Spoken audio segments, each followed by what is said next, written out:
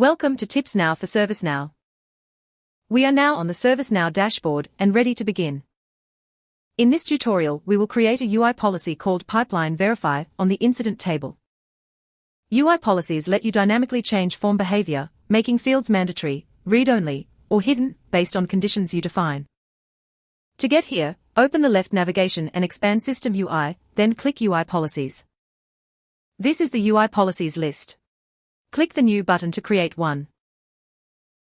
The new form opens inside the main content frame.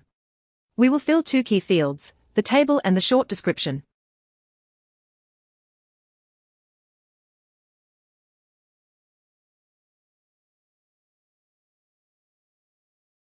The table field selects which table this policy applies to. We will pick Incident. Now we fill the short description. We will enter end-to-end with title Sidecar Fix.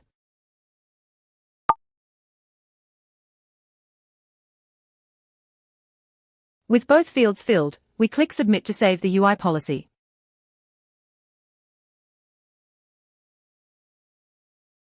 The UI policy has been created successfully on the incident table.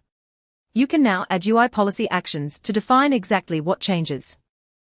Thank you for watching Tips Now for ServiceNow.